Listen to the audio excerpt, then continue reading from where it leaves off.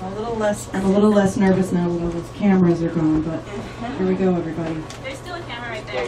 That's all right. There's not all the cameras. So I'm a member of a group that does a bunch of writing, and this was a prompt recently. It's called The Story of My First Kiss. The story of my first... You. And then the next prompt, can I tell them all of the prompts from that day? So the prompts were the story of my first kiss, the story of Matt's first kiss, which actually I have thought about, but I haven't written it yet. And then the next one is I'm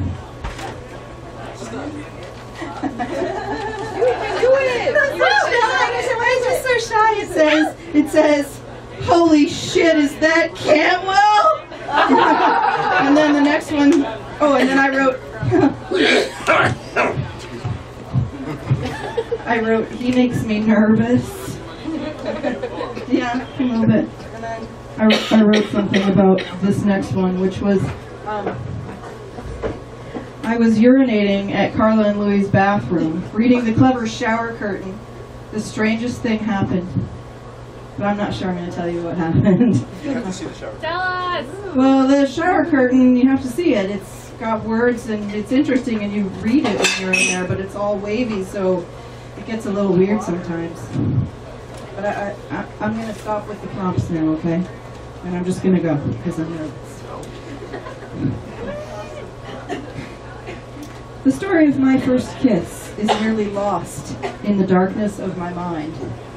Youth being so long ago, I know, I swore I'd never forget. But somehow, I have, and I find myself searching my memory banks like a statement from a long-defunct account, trying to find the memories that will tell me how I felt when I was young. I remember my first boyfriend, Paul Harrison. He and his family, fresh off the boat from Liverpool, England, exotic, skinny, sweet. I'm a freshman, he's a sophomore. We spent many hours in the Pioneer Town Square, center of Portland, Oregon, the downtown scene of the early 1980s, smoking clove cigarettes and looking for the elusive David Bowie brick in the square. Paul would tell me the true safety parameters of standing just enough, far enough away from the curb. That was the norm in Britain. So exotic. Your shoe must be at least 1.5 measures away from the seam, before the outside of the curb. He would hold my hand and pull me back from my impatience to be off to the other side. We lived ever so far from one another, in teen terms.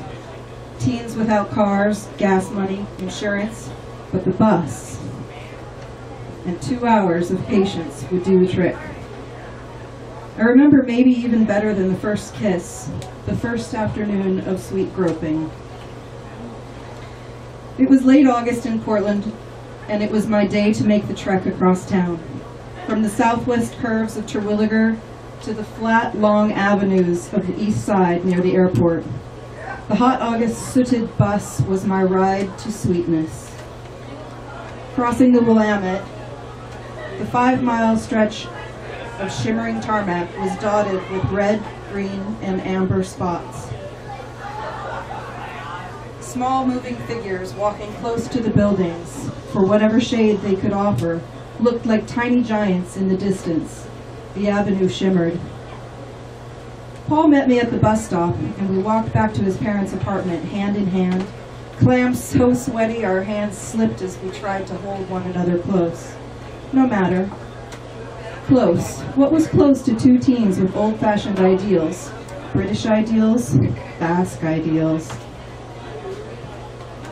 Close was a held hand, a pretty flush of the cheek, a hug upon the scratchy polyester carpeting of the apartment's living room floor.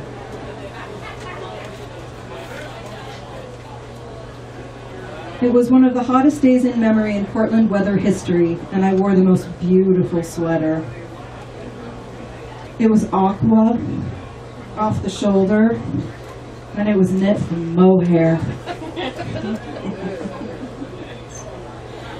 My hair was asymmetrically bobbed, and I wore teal eyeliner and mascara. Do they still make that stuff? Because I can't find it anywhere. I remember talking about groups like Billy Bragg and the Smiths and the House Martins. We listened to the best singles, held hands, made sandwiches, and stayed as close to one another as we possibly could.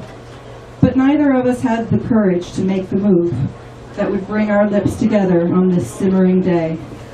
We hugged, held hands, sat close, lied upon the floor like sardines in an unseen can, lid rolled back, yet we never kissed.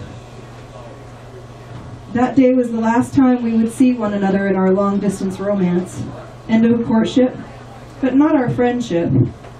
That lasted into our mid-20s, casual sex later as adults, but never first love, only first questions, first innocence, first clothed experiences. As I grow into a full-fledged woman, I realized that day was one of the most intimate and sexual days I spent in my life, and nary a kiss was had.